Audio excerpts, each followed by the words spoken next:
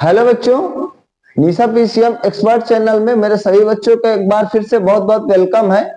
बच्चों, जो हम लोग acid base and salt chapter chemistry का जो CBSE board, UP board class 10 English medium के बच्चे हैं उनको लिए मेरे द्वारा शुरू किया गया है, उसमें मैंने आप लोगों को पहले बताया कि सिलेबस में हमें क्या पढ़ना है। उसके बाद नेक्स्ट वीडियो में मैंने आपको बताया कि एसिड क्या होते हैं, एसिड की कितनी डिफिनीशन होती हैं, और मैंने बताया आपको कि एसिड को with the help of indicators हम लोग किस प्रकार से डिटेक्ट करते हैं। इसके बाद हम लोगों ने बेस के बारे में जाना कि बेस क्या होते हैं, बेस को with the help of indicators हम लोग किस प्रकार से डिटेक्ट करते हैं। इसके बाद थोड़ा सा हम लोगों ने एसिड की जो हमारी केमिकल प्रॉपर्टीज होती हैं, जिसमें कि जो एसिड मेटल के साथ रिएक्ट करते हैं तो किस प्रकार से साल्ट और हाइड्रोजन गैस लिबरेट करते हैं, इसके बारे में हम लोगों ने जानने की कोशिश की। अगला जो टॉपिक होने वाला है उसमें हम लोग जानेंगे केमिकल प्रॉपर्टीज ऑफ बेस के बारे में, कि बेस जो होते हैं उनकी क्या केमिकल प्रॉपर्टीज होती हैं। तो हम लोग टॉपिक बाय टॉपिक स्टडी करेंगे। पहले केमिकल प्रॉपर्टीज ऑफ बेस देखेंगे, types of acid and base देखेंगे, पीएच वैल्यू के बारे में देखेंगे, uses of acid and base देखेंगे, डिफिनीशन ऑफ साल्ट देखेंगे, न्यूट्रलाइजेशन रिएक्शन देखेंगे, पीएच की यूजेज देखेंगे और डिफरेंट डिफरेंट कंपाउंड्स के बारे में हम लोग बच्चों स्टडी करेंगे। तो बच्चों, अगर हम लोग बेस की एसिड के साथ रिएक्शंस देखें कि जो बेस हमारे होते हैं वो एसिड के साथ कैसे रिएक्ट करते हैं, बिल्कुल वही सिमिलर प्रॉपर्टीज होती है। मैं आपको बता दूं, जब कोई भी हमारा बेस होता है किसी मेटल के साथ रिएक्ट करता है, क्योंकि अभी हम लोगों ने पिछले लेक्चर में एसिड को मेटल के साथ रिएक्ट कराया था। चाहे एसिड होता है चाहे वो बेस होता है, दोनों ही होते हैं।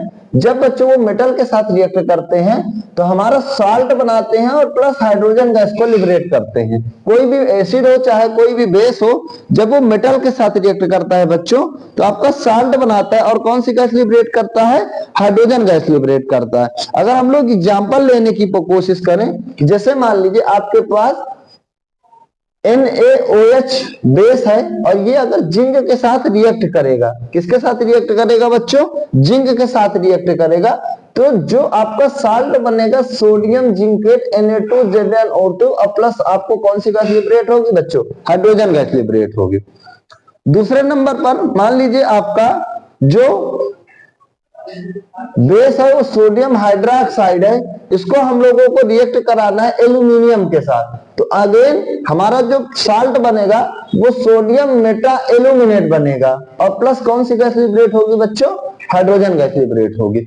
जब कभी भी ये मेटल होते हैं हमारे एसिड के साथ रिएक्ट करते हैं बच्चों, सॉरी एसिड या बेस के साथ रिएक्ट करते हैं। हम लोग एसिड पढ़ चुके हैं, हम लोग किसके साथ रिएक्शन करवा रहे हैं, बेस के साथ। तो जो प्रोडक्ट हमारा बनता है बच्चों वो हमेशा साल्ट बनता है और कौन सी गैस लिबरेट होती है, हाइड्रोजन गैस लिबरेट होती है। ये चीज आपको ध्यान रखना है।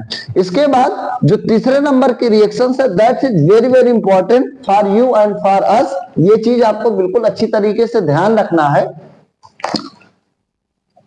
एसिड की जो थर्ड केमिकल रिएक्शन है, means chemical properties of acid में जो तीसरा नंबर है उसमें हम लोग देखेंगे reactions of acid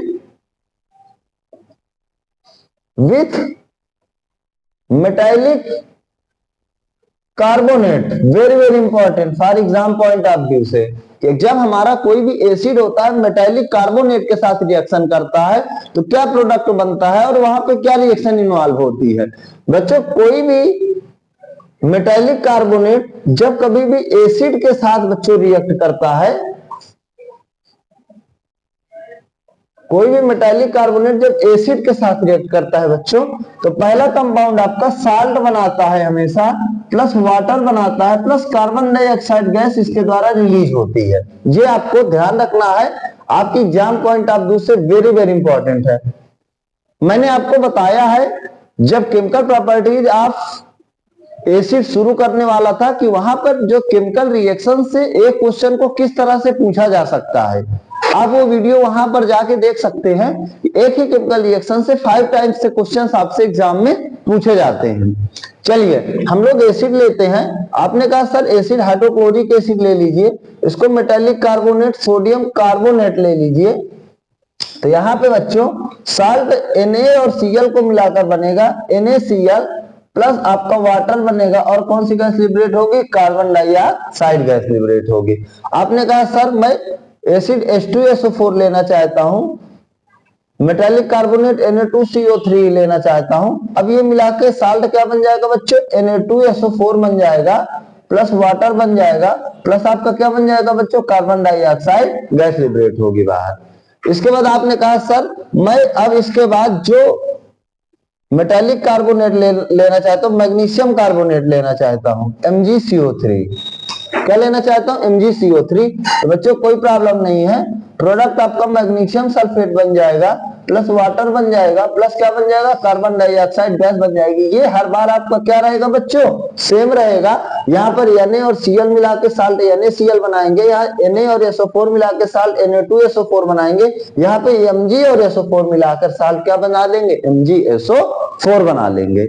same pattern पर आपने कहा सर मैं HCl को मैग्नीशियम कार्बोनेट के साथ रिएक्ट कराना चाहता हूं, कोई प्रॉब्लम नहीं है, इसके साथ मिलकर साल्ट बन जाएगा मैग्नीशियम क्लोराइड MgCl2 बच्चों प्लस वाटर हो जाएगा, और प्लस कौन सी गैस लिबरेट होगी? कार्बन डाइऑक्साइड गैस लिबरेट होगी। ये आपको ध्यान रखना है कि अगर हमारे पास कोई भी एसिड है कभी भी मेटालिक कार्बोनेट के साथ रिएक्ट करेगा तो प्रोडक्ट आपका पहला साल्ट बनेगा प्लस वाटर बनेगा plus carbon dioxide gas release होगी। वेरी वेरी इंपॉर्टेंट है for you to the board exam. इसके बाद बिल्कुल सिमिलर पैटर्न पर कोई डिफरेंस नहीं होता। अगर हमारा ये मेटालिक कार्बोनेट की जगह हम लोग बच्चों मेटालिक बाइकार्बोनेट ले लेते हैं। अभी ये जो रिएक्शंस आपने देखा वहां पर मैंने आपको दो कंपाउंड लिए मेटालिक कार्बोनेट में, एक मैंने लिया सोडियम कार्बोनेट बच्चों, एक मैंने लिया मैग्नीशियम कार्बोनेट, और उसको मैंने एसिड के साथ रिएक्ट करवाया। अभी हमारे इसी चैप्टर में acid and base and salt में ये जो Na2CO3 होता है बच्चों, इसको वॉशिंग सोडा के नाम से जाना जाता है। ये पर्टिकुलर कंपाउंड को हमको अपने इस चैप्टर में डिस्कस करना है कि ये कैसे इसके फॉर्मेशन होता है, इसको हम लोग कैसे बनाते हैं, और इसकी क्या फिजिकल प्रॉपर्टीज होती है, क्या केमिकल प्रॉपर्टीज होती हैं। अगेन ये रिएक्शंस हमको हमारी रिपीटेड होगी कि जब कभी भी मेटालिक कार्बोनेट एसिड के साथ रिएक्ट करता है तो साल्ट बनता है, वाटर बनता है और कार्बन डाइऑक्साइड गैस रिलीज होती है। ये आपको ध्यान रखना है। मैग्नीशियम कार्बोनेट के हमको स्टडी नहीं करना, हमको सिर्फ और सिर्फ अपने सिलेबस के अकॉर्डिंग बच्चों सोडियम कार्बोनेट जो हमारा कंपाउंड है वॉशिंग सोडा, इसके बारे में एनालिसिस करना है। इसके बाद बच्चों हम लोग एसिड के बाद इनकी जो रिएक्शंस होंगी मेटालिक कार्बोनेट की जगह बच्चों हम लोग मेटालिक बाइकार्बोनेट के बारे में डिस्कस करेंगे।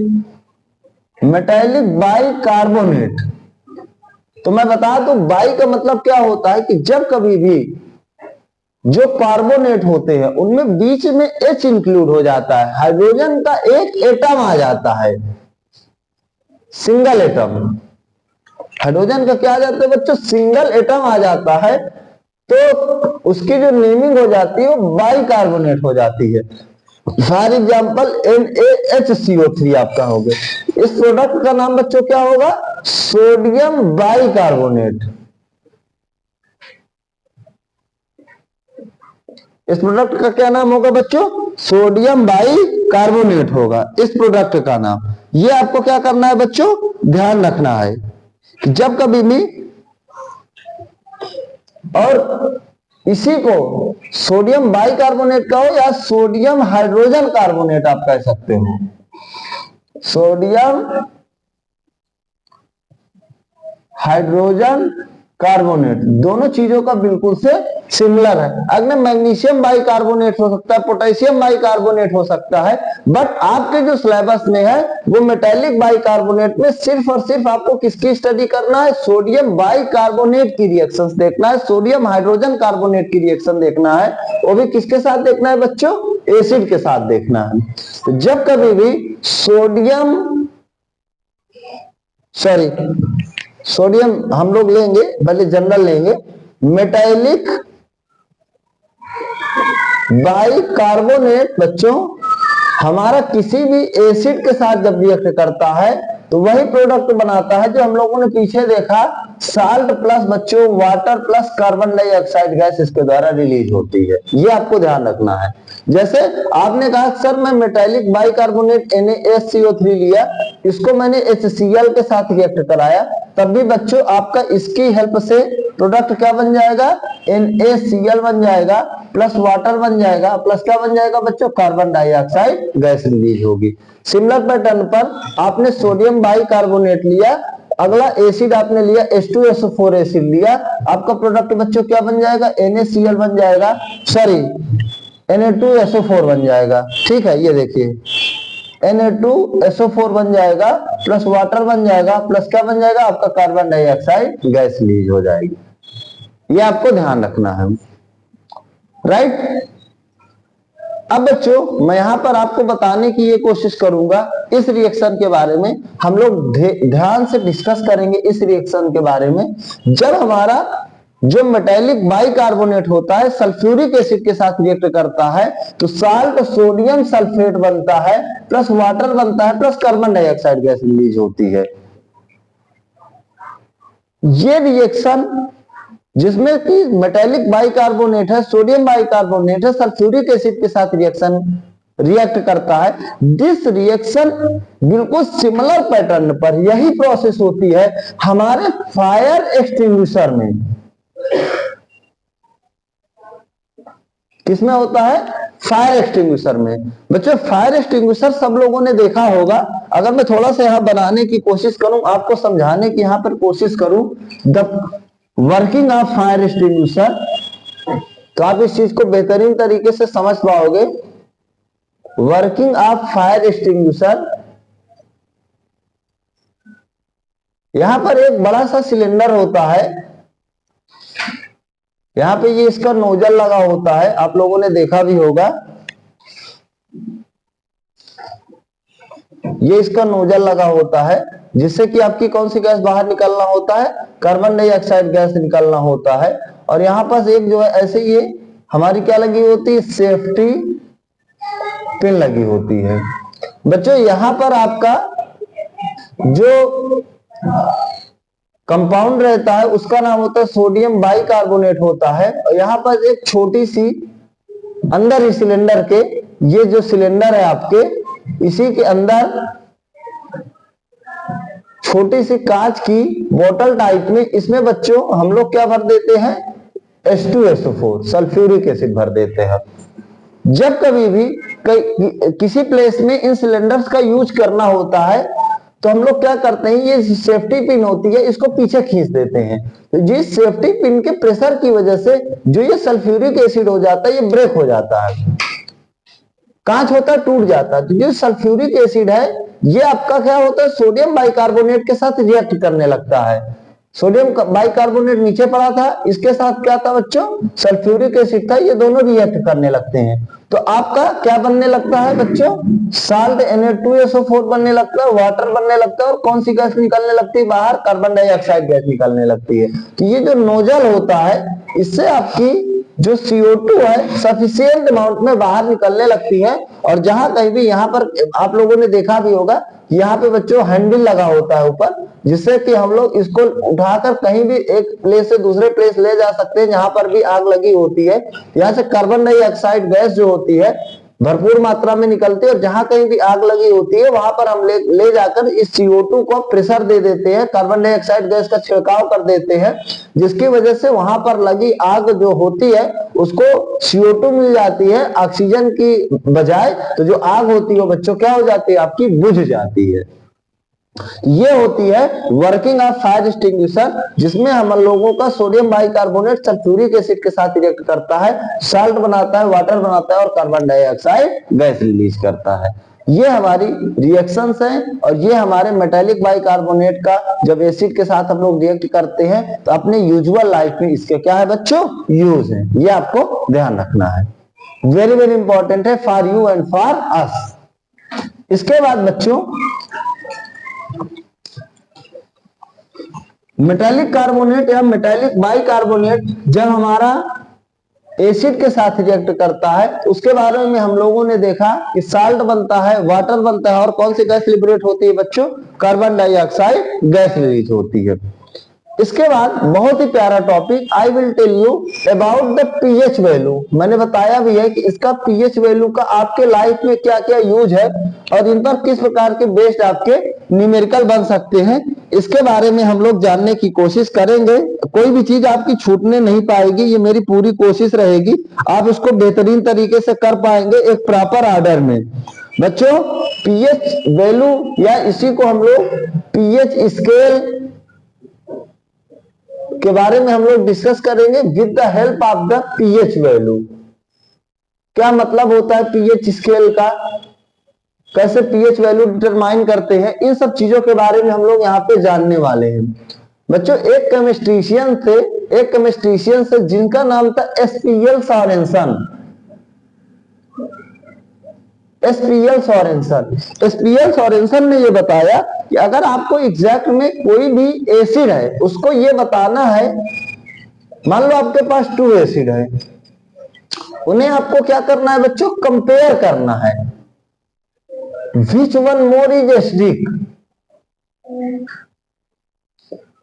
Which one more is acidic, इनमें दोनों में से कौन एसिडिक है। तो आपको क्या करना होगा कि उन दोनों एसिड का आपको हाइड्रोजन आयन की कंसंट्रेशन को पता करना होगा।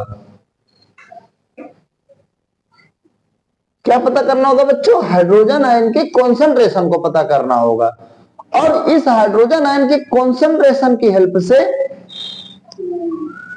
हाइड्रोजन आयन कंसंट्रेशन पता करोगे और इसकी हेल्प से आप उस दोनों एसिड का, जो एसिड 1 है और जो एसिड आपका 2 है, दोनों एसिड का आपको क्या निकालना होगा बच्चों, पीएच वैल्यू निकालना होगा।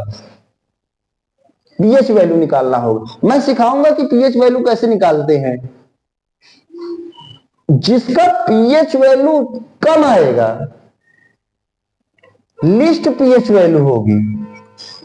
क्या होगी बच्चों, लीस्ट पीएच वैल्यू आप 2 एसिड, पीएच वैल्यू जिस एसिड की कम होगी, लीस्ट होगी, दैट शुड बी एसिडिक, वो एसिड हमारा ज्यादा एसिडिक होगा। फॉर एग्जांपल आपने पहले एसिड का पीएच वैल्यू फाइंड आउट किया बच्चों, 2 आया, इस एसिड का आपने पीएच वैल्यू फाइंड आउट किया बच्चों, 2.4 आया, तो ये आपका जो फर्स्ट वाला होगा that should be more acidic in compare to acid number 2। तो यहां पे पीएच स्केल से मतलब होता है कि आपको जो हाइड्रोजन आयन की कॉन्सेंट्रेशन होती है उसका मैथमेटिकल रिप्रेजेंटेशन, मैथ्स के फॉर्म में उनकी एग्जैक्ट वैल्यू बता पाना ही हमारा क्या कहलाता है बच्चों, उसकी पीएच वैल्यू के नाम से जाना जाता है। तो अगर हम लोग इसको डिफाइन करने की कोशिश करें तो हम लोग बताएंगे कि to calculate the exact value of concentration of hydrogen ion, जो बच्चों हाइड्रोजन आयन होता है उसकी कॉन्सेंट्रेशन को एग्जैक्ट में कैलकुलेट करना ही हमारा पीएच वैल्यू कहलाता है।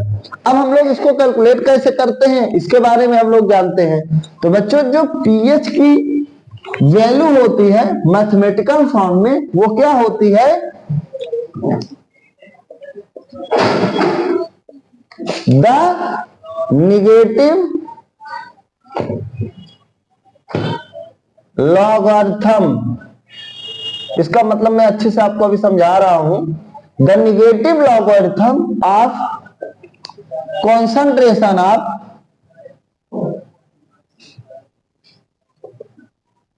Hydrogen ion is called pH value. Negative log of concentration of hydrogen ion, hydrogen ion की कंसंट्रेशन का आप लॉग ले लीजिए, लॉगरिथम ले लीजिए और उसका निगेटिव ले लीजिए, तो उसे बच्चों हम लोग पीएच वैल्यू के नाम से जानते हैं। अगर मैथमेटिकल फॉर्म में लिखें तो pH is equal to minus log बच्चों कंसंट्रेशन ऑफ हाइड्रोजन आयन। ये बड़ा ब्रैकेट रिप्रेजेंट करता है कि आपको यहाँ पर कंसंट्रेशन लिखना है बच्चों, किसकी लिखना है, ऑफ द हाइड्रोजन आयन की। आपको हाइड्रोजन आयन के बच्चों क्या लिखना है, कॉन्सेंट्रेशन लिखना है। तो pH is equal to minus log concentration of hydrogen ion.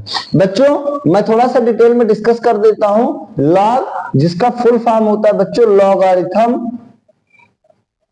अगर हम लोग इसके बारे में जानने की कोशिश करें ये होता क्या है, इसका यूज क्या होता है, कोई भी टू सॉल्व एनी डिफिकल्ट और इजी कैलकुलेशन, दुनिया का कोई भी सरल से सरल कठिन से कठिन कैलकुलेशन होगा उसको आप लॉग के द्वारा इजीली सॉल्व कर सकते हैं। जैसे मैं एक छोटा सा एग्जांपल आपको बताता हूं कि बच्चों अगर आपसे स्क्वायर रूट 2 की वैल्यू कहा जाता है तो आप इसका मतलब समझते हो कि सर हमको एक ऐसा नंबर चाहिए जिसका सेम का सेम में 2 बार मल्टीप्लाई करें तो हमारा 2 आ जाए, और उसके हम लोग डिवीजन प्रोसेस से एग्जैक्ट वैल्यू 1.414 कैलकुलेट कर पाते हैं। ये स्क्वायर रूट 2 की वैल्यू होती है। लेकिन अगर मैं इस 2 की जगह थोड़ा सा यहां पर ये स्क्वायर रूट की जगह बच्चों अगर मैं इसका क्यूबिक रूट ले लूं तो शायद हो पाता है कि इस वैल्यू को निकाल पाना हमारे लिए बहुत ही मुश्किल होता है। अभी तक हम लोगों ने कोई भी ऐसा नंबर नहीं पाया है अभी तक बिना लॉग के यूज की हेल्प से कि उसी का उसी में 3 टाइम्स मल्टीप्लाई कर दें तो बच्चों 2 आ जाए, या आपने किसी प्रकार से गेस मार्किंग से एनीवे अगर आपने इसकी वैल्यू फाइंड आउट भी कर लिया बच्चों तो यहाँ पे मैं 100 लिख दूंगा और फिर अब बोलूंगा कि आपको एक ऐसा नंबर बताना है कि उसी का उसी में 100 टाइम्स मल्टीप्लाई करो तो बच्चों कितना आ जाए, आपका 2 आ जाए। तो आपका आंसर यही होगा कि सर इसको फाइंड आउट करना बहुत ही मुश्किल है। लेकिन बच्चों इसको फाइंड आउट करना बिल्कुल भी मुश्किल नहीं है। इनकी जो वैल्यूज है हम लोग लॉग या लॉगरिथम की हेल्प से बहुत ही इजीली फाइंड आउट कर सकते हैं। अगर आपको इनकी वैल्यूज को सीखना है, इनको जानना है, आपके अंदर इसकी हमको नीड नहीं है यहाँ पे, क्योंकि लॉग आया तो इसको मेरी बताने की यहाँ पे रिस्पॉन्सिबिलिटी थी, तो इसलिए मैं आपके सामने डिस्कस कर रहा हूँ। आप मुझे कमेंट कर सकते हैं तो इसमें मैं स्पेशली लॉग या लॉगरिथम के बारे में एक वीडियो अपलोड कर दूंगा, तो वहां पे आप देख पाएंगे कि लॉग क्या होता है और इसका वास्तव में हम लोग किस प्रकार से यूज लेते हैं। ये हमारा केमिस्ट्री का टॉपिक है, तो इसमें मैं जो चीजें जरूरत की हैं बस केवल उतना ही आपके सामने डिस्कस करूंगा। तो आपको ये ध्यान रखना है कि लॉग का क्या मतलब होता है। यहाँ पे सिर्फ आपको एक फार्मूला मेरे लिए बताना है बच्चों कि जो लॉग में आपका पीएच वैल्यू कैलकुलेट करने में मेरे को जरूरत है, जिससे आप लोगों के क्वेश्चन क्लियर होंगे। बच्चों जब कभी भी लॉग होता है और यहाँ पर कोई पावर होती है m की पावर n, तो बच्चों ये हमेशा पीछे चली आती है और इसकी वैल्यू हो जाती है n log m हो जाती है। ये आपको ध्यान रखना है। ये log का एक फार्मूला होता है, log m की पावर n की वैल्यू होती है। बच्चों जो भी पावर होती है वो पीछे लौट आती है, इसकी वैल्यू n log m के इक्वल होती है।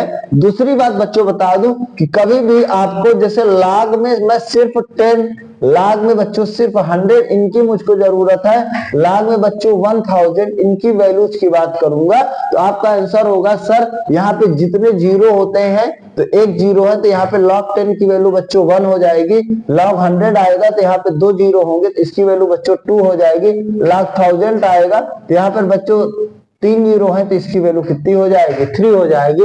बस मुझे सिर्फ और सिर्फ यहाँ पर पीएच वैल्यू जितने भी एसिड्स का फाइंड आउट करना है वहां पे मुझको log 10, log 100, log 1000 की ही नीड है। या मैं ये कहना चाहता हूं कि log के साथ बच्चों अगर 1 लिखा हुआ है, 1 के आगे जितने भी आप जीरो लगा दो, आपसे कोई पूछे बच्चों इसकी वैल्यू बताओ तो आप जीरो काउंट करोगे 1 2 3 4 5 6 तो आपका आंसर हो जाएगा बच्चों सीधा 6 हो जाएगा। ये चीज आपको ध्यान रखना है अपने इन क्वेश्चंस को to calculate the pH value, ये बात आपको ध्यान रखना है।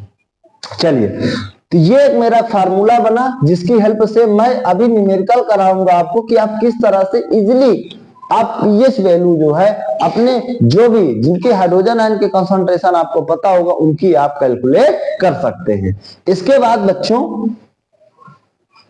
क्योंकि आपको पता है कि हम लोग जो पीएच वैल्यू निकालते हैं, ठीक है, हाइड्रोजन आयन की कॉन्सेंट्रेशन निकाल पा रहे हैं, तो आप देख पा रहे होंगे कि जब हाइड्रोजन आयन की कॉन्सेंट्रेशन पीएच के फॉर्म में हाइड्रोजन आयन की कॉन्सेंट्रेशन जितना ज्यादा होगी वो उतना ही एसिडिक होगा। कॉन्सेंट्रेशन ऑफ हाइड्रोजन आयन जितना ज्यादा होगी, मोर होगी, वो लिक्विड उतना ही बच्चों एसिडिक होगा। लेकिन जब हम इसका पीएच वैल्यू निकालते हैं कॉन्सेंट्रेशन आयन के, हाइड्रोजन आयन के कॉन्सेंट्रेशन की हेल्प से, जितना पीएच वैल्यू लेस आता है वो लिक्विड उतना ही हमारा क्या कहलाता है बच्चों, एसिडिक कहलाता है। ये लो अभी हम लोगों ने सीखा, पीएच जितना कम होगा उतना एसिडिक होगा।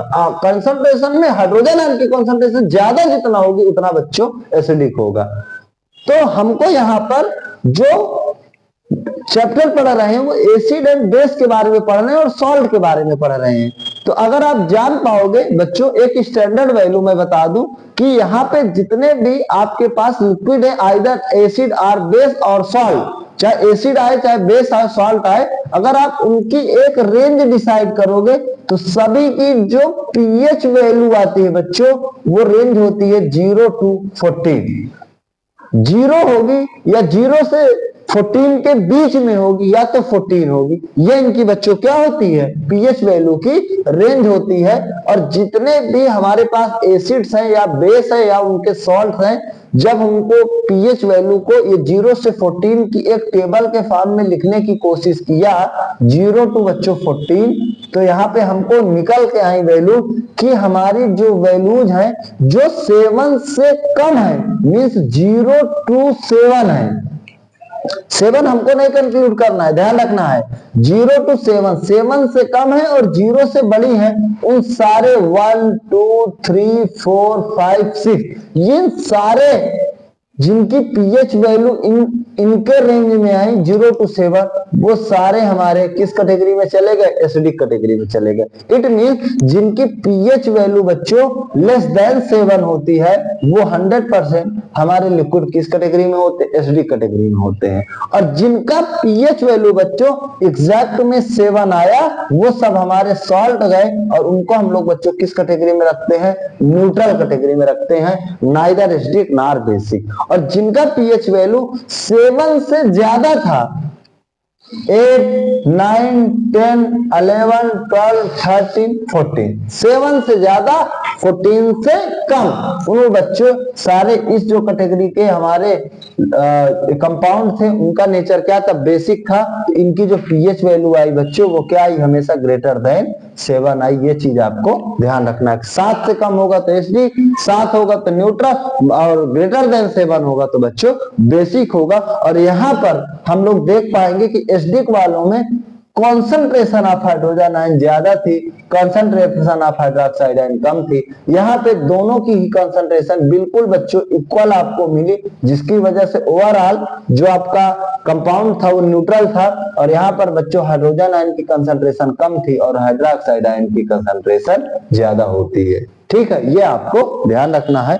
इस तरह से हम लोग पीएच की हेल्प से उनके एसिडिक और बेसिक नेचर को to find out the value हम लोग कैलकुलेट कर पाते हैं, सीधा बता देते हैं कि ये एसिडिक होगा कि ये बच्चों आपका बेसिक होगा। ये आपको ध्यान रखना है।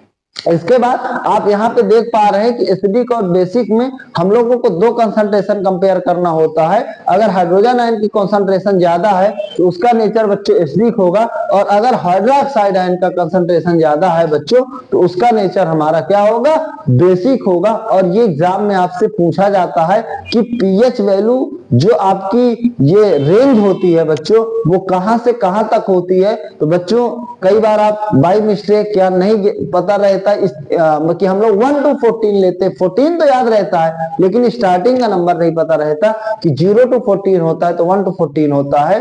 ये भी आपको ध्यान रखना है कि बच्चों जो रेंज होती है वो 0 से शुरू होके जाती है और कहां तक जाती है बच्चों, 14 तक जाती है। जिनकी 0 to 7 होती है मींस 7 आपको नहीं लेना, 7 से कम लेना। मैंने साफ साफ लिखा पीएच इज लेस देन 7, आप देख पा रहे होंगे जिसमें मैंने इक्वल टू का साइन नहीं लगाया, तो उनका नेचर एसिडिक होगा। जिनका एग्जैक्ट 7 होगा बच्चों वो न्यूट्रल होंगे, और जिनका ग्रेटर देन 7 होगा बच्चों पीएच वैल्यू वो आपका क्या होगा, बेसिक होगा। और इसी के साथ हम लोग एक फार्मूले को और डिस्कस करेंगे। अगर हम लोग देख पाते हैं कि यहाँ पे हाइड्रोजन आयन और हाइड्रोक्साइड आयन की कंसंट्रेशन को हम लोग देख पाते हैं to calculate the pH value, तो आप देख पाओगे कि हाइड्रोजन आयन और हाइड्रोक्साइड आयन की अगर आप कंसंट्रेशन का मल्टीप्लाई कर दोगे तो वेरी वेरी इंपॉर्टेंट है, ये कितना आ जाता है बच्चों 10 की पावर -14 मोल पर लीटर। ये आपका एक कांस्टेंट होता है जिसको हम लोग वाटर कांस्टेंट या KW के नाम से जानते हैं। इसको आप हायर क्लास में पढ़ोगे, जैसे ही आप 11th की कैटेगरी में जाओगे कि ये वैल्यू आपकी कहां से निकल के आती है। तो अभी के लिए आपको सिर्फ पीएच वैल्यू रखना है, तो वहां पे ये रिजल्ट आपको आना चाहिए कि हाइड्रोजन आयन की कॉन्सेंट्रेशन और हाइड्रोक्साइड की जो कॉन्सेंट्रेशन होती है उसकी जो मल्टीप्लीकेशन वैल्यू होती है वो 10 की पावर -14 मोल पर लीटर होती है बच्चों। जो मोल पर लीटर होता है बच्चों वो हमारा कॉन्सेंट्रेशन की यूनिट होती है। किसकी यूनिट होती है? कॉन्सेंट्रेशन की यूनिट होती है, जिसमें आप समझ पाओगे कि 1 लीटर अगर आपने लिक्विड लिया, 1 मिलीलीटर लिक्विड लिया तो उसमें कितने नंबर ऑफ मोल्स, आपको पता होना चाहिए कि 1 मोल में जो नंबर ऑफ एटम्स होते हैं 6.023 इंटू 10 की पावर 23 एटम्स के इक्वल होता है। ये जितनी ज्यादा देख सकते हो 10 की पावर 23 बहुत बड़ी वैल्यू होती है। जितना ज्यादा नंबर ऑफ एटम्स होंगे वो उतना ही कॉन्सेंट्रेटेड होगा, जितने कम नंबर ऑफ एटम्स होंगे वो उतना ही डाइल्यूट होगा। और बच्चों इसी को हम लोग केमिस्ट्री में एवोगैड्रो नंबर के नाम से जानते हैं। किस नाम से जानते हैं बच्चों? एवोगैड्रो नंबर के नाम से जानते हैं। किसी भी लिक्विड में अगर 1 मोल की बात करें कि कितने नंबर ऑफ एटम्स होंगे तो 6.023 इंटू 10 की पावर 23। इनकी संख्या जितना ज्यादा होगी 1 लीटर में वो लिक्विड उतना ही कॉन्सेंट्रेटेड होगा। जितने नंबर ऑफ एटम्स कम होंगे उतने ही वो जो लिक्विड होगा उतना ही हमारा क्या होगा? डाइल्यूट होगा। ये आपको ध्यान रखना है। इसके बाद मैं पीएच पर बेस्ड 2-3 न्यूमेरिकल आप लोगों के सामने लेने की कोशिश करता हूं। जो अभी तक मैंने पढ़ाया उन्हीं के बेस्ड पर आप देख पाएंगे कि कोई भी अगर आपके सामने इस पर बेस्ड न्यूमेरिकल आपसे बोर्ड पेपर में पूछा जाता है तो आप उस न्यूमेरिकल को बहुत ही सिंपल तरीके से सॉल्व कर सकते हैं। तो एक बहुत ही प्यारा क्वेश्चन आया आप लोगों के लिए। इसमें इन्होंने लिख रखा है the concentration of hydroxide ion. बच्चों the concentration of hydroxide ion की concentration in a solution, the concentration of hydroxide ion in a solution. बच्चों एक सोल्यूशन में हाइड्रोक्साइड आयन की कॉन्सेंट्रेशन 1 मल्टीप्लाइड बाय 10 की पावर -12 मोल अपॉन लीटर है। Find the value of pH of the solution. Find the value of pH of the solution and the value of pH of the solution। आपको किसकी value बताना है? pH value बताना है इस solution की। अब बच्चों यहाँ पे हाइड्रोक्साइड आयन की कंसंट्रेशन दे रखा है, तो आप बताओ pH हम लोगों को निकालने में किसकी कंसंट्रेशन लगती है? तो आप कहोगे कि सर हमें हाइड्रोजन आयन की कंसंट्रेशन पता होना चाहिए। तो हम लोग देख पा रहे हैं सर यहाँ पे हाइड्रोक्साइड आयन की कंसंट्रेशन दे रखा है 1 इंटू 10 की पावर -12 मोल अपॉन लीटर। तो सर हम लोग अगर यहाँ से किसी प्रकार हाइड्रोजन आयन की कॉन्सेंट्रेशन निकाल ले तो हमें पीएच वैल्यू निकल आएगी। तो आपने अभी जस्ट बताया कि हाइड्रोजन आयन और हाइड्रोक्साइड आयन की जो कॉन्सेंट्रेशन होती है उसकी वैल्यू का मल्टीप्लिकेशन 10 की पावर -14 होता है। तो बच्चों अगर आप यहाँ पर रख दोगे हाइड्रोजन आयन, इसकी कॉन्सेंट्रेशन 1 से इंटू करोगे तो वही रहेगा। तो ये 10 की पावर -12 दे रखा है इज इक्वल टू 10 की पावर बच्चों -14। तो अगर हाइड्रोजन आयन की कॉन्सेंट्रेशन निकालोगे तो ये इंटू में, तो उधर बच्चों क्या हो जाता है आपका डिवाइड में, आपका सर चला जाता है। और जब भी नीचे होता है ये ऊपर जाता है तो सेम चीज इनटू में बच्चों माइनस की जगह क्या हो जाता है आपका प्लस हो जाता है। और जब सेम बेस होते हैं तो दोनों को हम लोग प्लस कर देते हैं मल्टीप्लिकेशन के साइन के साथ। 10 की पावर -14 प्लस 12 तो बचाओ बच्चों कितना आ जाएगा 10 की पावर -2 मोल पर लीटर। तो आप देख पा रहे होंगे कि जो हाइड्रोजन आयन की कॉन्सेंट्रेशन है वो 10 की पावर -2 मोल पर लीटर है। अब वहां पर हम लोग लिख देंगे तो आप कहोगे कि सर मैं लिख सकता हूं तो पीएच इज इक्वल टू बच्चों माइनस log हाइड्रोजन आयन की कंसंट्रेशन था, इसको आप लिख दीजिए माइनस log हाइड्रोजन आयन की कंसंट्रेशन है 10 की पावर -2। अभी मैंने थोड़ी देर पहले यहाँ पे इस चीज को बताया था, अगर आपको याद होगा कि बच्चों log m की पावर n की जो वैल्यू होती है उसको हम लोग में क्या करते हैं, log m की पावर n की जो वैल्यू होती है तो इसको पीछे भेज देते हैं, ये हो जाता है l log m हो जाता है। तो अगर आप इसको पीछे भेज दोगे तो आप कहोगे कि सर एक माइनस तो पहले से लिख रखा था, तो एक माइनस हो जाएगा, एक माइनस 2 हो जाएगा और log कितना हो जाएगा बच्चों, 10 हो जाएगा, और ये माइनस माइनस प्लस हो जाएगा तो 2 log 10 हो जाएगा। और log 10 की वैल्यू मैंने आपको कितना बताया कि एक जीरो है तो एक होगा, तो 2 into 1 हो जाएगा इज इक्वल टू में 2 हो जाएगा। तो जो आपका वो सोल्यूशन है जिसका पीएच वैल्यू आप कैलकुलेट करना चाह रहे हैं, उसकी वैल्यू बच्चों कितना आ जाएगी, आपकी 2 निकल के आ जाएगी। ये आपको ध्यान रखना है। इसके बाद नेक्स्ट न्यूमेरिकल को लेने की कोशिश करते हैं। अगर ये चीजें जो कैलकुलेशन है आपको नहीं समझ में आते, चूंकि नई चीजें हैं, तो आप मुझको कमेंट करके बता सकते हैं, या मेरे द्वारा कही गई बात को 2 बार 3 बार आपको देखने की जरूरत है, तब जाके ये चीजें बिल्कुल एग्जाम पॉइंट ऑफ व्यू से बिल्कुल से आपके लिए क्या हो पाएंगे बच्चों, क्लियर हो पाएंगे। ये चीज आपको ध्यान रखना है। बहुत ही प्यारा सवाल है, यहां पर कह रहा है if the value of pH, देखिए यहां पे उल्टा दे रखा है बच्चों, if the value of pH of A solution is 5, of A solution is बच्चों 5, पीएच वैल्यू 5 है, find the concentration of hydrogen ion, find the concentration of hydrogen ion and hydroxide ion. Very very important, बहुत ही प्यारा सवाल। अगर आपको किसी का पीएच दे रखा है तो आप हाइड्रोजन आयन या हाइड्रोक्साइड आयन की कंसंट्रेशन को कैसे फाइंड आउट कर सकते हैं। तो बहुत ही प्यारा सवाल है, बहुत ही सिंपल सा सवाल है बच्चों। जब हमारा पीएच की value minus log H plus की कंसंट्रेशन होता है बच्चों, तो जब कभी भी हम लोग log को हटाते हैं, यहाँ पे आपको ध्यान रखना है किसको हटाना है, log को हटाना है बच्चों, तो ये जो वैल्यू होती है वो 10 की पावर में चली जाती है। इट मींस आप ये कह सकते हैं बच्चों, आप लोग क्या कह सकते हैं बच्चों, pH is equal to minus log H plus की कंसंट्रेशन है, तो जो H प्लस की कंसंट्रेशन होगी वो बच्चों 10 की पावर क्या चला जाता है आपका, माइनस pH। 10 की पावर बच्चों क्या चला जाता है, माइनस pH, माइनस pH। कुछ इस तरह से आपका वैल्यू कन्वर्ट होती है। क्योंकि log का जो बेस होता है वो हमेशा बच्चों 10 माना जाता है। द बेस ऑफ log आपका कितना माना जाता है बच्चों, 10 माना जाता है, जिसकी वजह से बेस ऑफ log कितना होता है, इज 10। तो ये जो 10 की पावर में कन्वर्ट हो जाता है। जैसे आपको यहाँ पे pH 5 दे रखा है, तो 5 is equal to minus log H plus की कंसंट्रेशन है बच्चों। जब H प्लस की कंसंट्रेशन आप लिखोगे तो वो वैल्यू बच्चों कितना हो जाएगी, 10 की पावर हो जाएगी माइनस 5 मोल पर कितना आ जाएगी बच्चों, लीटर आ जाएगी। अब यहां से अगर हाइड्रोक्साइड आयन की कंसंट्रेशन चाहिए तो बच्चों H प्लस की कंसंट्रेशन और OH माइनस की कंसंट्रेशन की वैल्यू होती है, मैंने बताया 10 की पावर माइनस 14।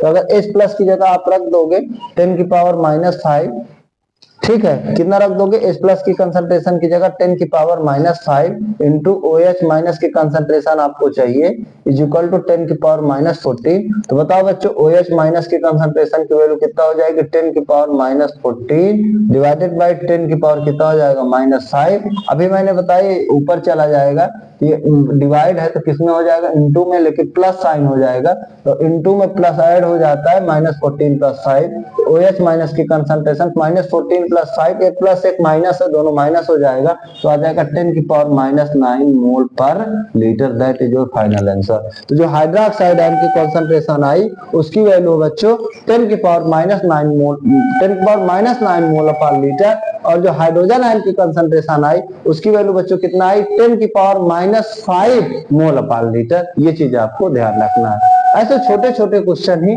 आपको पीएच बेस्ड यहाँ पर आपके बोर्ड पेपर में आपसे पूछे जाते हैं। तो यहाँ पे मैंने कोशिश की है, क्योंकि आपके सिलेबस में लॉगरिथम या लॉग नहीं है, तो जिन बच्चों को भी लॉग के बारे में जानना है वो मुझे कमेंट कर सकते हैं। मैं एक अलग से, ये मैथ्स का टॉपिक है, लॉग मैथ्स का टॉपिक है, केमिस्ट्री का नहीं है। यहाँ पे लॉग जो केमिस्ट्री में यूज किया गया है, जितना शॉर्ट में आपको जरूरत है उतना मैंने आपको बताने की कोशिश की। अगर आपको और डीप में जानना है तो आप मुझको बता दीजिएगा, क्योंकि मैं एक मैथ्स का भी टीचर हूँ, तो वहां से मैं आपको लॉग की जो चीजें हैं, लॉग के कॉन्सेप्ट है, उनको बता दूंगा, तो आपको और बेहतरीन तरीके से ये चीजें समझ में आ जाएंगी। अगर ये वीडियो आपको अच्छी लगे, जो मेरे द्वारा केमिस्ट्री, फिजिक्स या मैथ्स की अपलोड की जा रही हैं, तो आप हमारे चैनल को सब्सक्राइब करें, हमारे साथ जुड़िए, मुझे सपोर्ट करिए और अपनी कमेंट जरूर करके अपनी राय जरूर दें कि आपको ये वीडियो कैसे लगते हैं पढ़ने में। आपको घर बैठे मेरी कोशिश है कि जितने भी आपके 6 to 10th क्लास के बच्चे हैं, किसी भी बोर्ड के, यूपी, सीबीएसई, आईसीएसई, मैं उनको घर बैठे फिजिक्स, केमिस्ट्री, मैथ का कंटेंट दे सकूं, वो घर बैठे पढ़ाई कर सके। उनको कहीं भी ट्यूटर, कोचिंग, ट्यूशन और बिल्कुल मैं एकेडमिक दूंगा जो आपके सिलेबस में है, जो आपसे रिलेवेंट है। ऐसा नहीं है कि इधर उधर की कुछ चीजें होंगी। और जितनी भी इस समय मार्केट में जो स्टैंडर्ड बुक्स चल रही हैं, उन्हीं के मैं क्वेश्चन को आपको सामने कराऊंगा, उनके एक बेस बताते हुए, जिससे कि आपके जो एग्जाम, आपके क्लास, आपके जो भी स्कूल में जो बुक्स चलाई जा रही हैं, उन्हीं बुक्स को आप लोगों को पढ़ाया जा सके। तो आप लोग अपना कमेंट करके ये जरूर बताएं कि आपके यहाँ जैसे जो 10th क्लास के बच्चे हैं, वहां पे केमिस्ट्री की कौन सी बुक चल रही है। जैसे मेरी कोशिश है, जो कंटेंट मैं डिलीवर कर रहा हूँ, एस चांद हो गई, बालाजी हो गई, अरिहंत पब्लिकेशन की 2-3 बुक का कॉम्बिनेशन है, जहां से मैं ये चीजें आपको डिलीवर कर रहा हूँ। अगर इसके अलावा भी आपसे यहाँ कोई दूसरी बुक चल रही है, तो आप मुझे कमेंट करके बताएं कि आपके यहाँ कौन सी बुक चल रही है, तो उस बुक को भी मैं देखूंगा और उसमें कोई नई चीज होगी तो आपको बताने की कोशिश करूंगा। तो ये आपको मुझे जरूर कमेंट करके बताना है, जिससे मुझे जानकारी मिलेगी कि बच्चों के यहाँ उनके अलावा भी बहुत भी कई सारे पब्लिकेशंस की बुक्स चलती है। बाकी मोस्टली जो फिजिक्स और केमिस्ट्री है, उसमें जो कंटेंट है, जो सिलेबस है, जो टॉपिक है, वो चीजें लगभग इक्विवेलेंट है, सिमिलर है। आप देख पाएंगे सारी चीजें बिल्कुल एग्जैक्ट 100 to 100% मिलती जुलती नजर आएंगी, क्योंकि मेरी कोशिश है कि 3-4 बुकों के कॉम्बिनेशन में कोई भी टॉपिक आपका छूटने ना पाए। आपको बहुत बहुत थैंक यू। हम लोग नेक्स्ट वीडियो में मिलते हैं।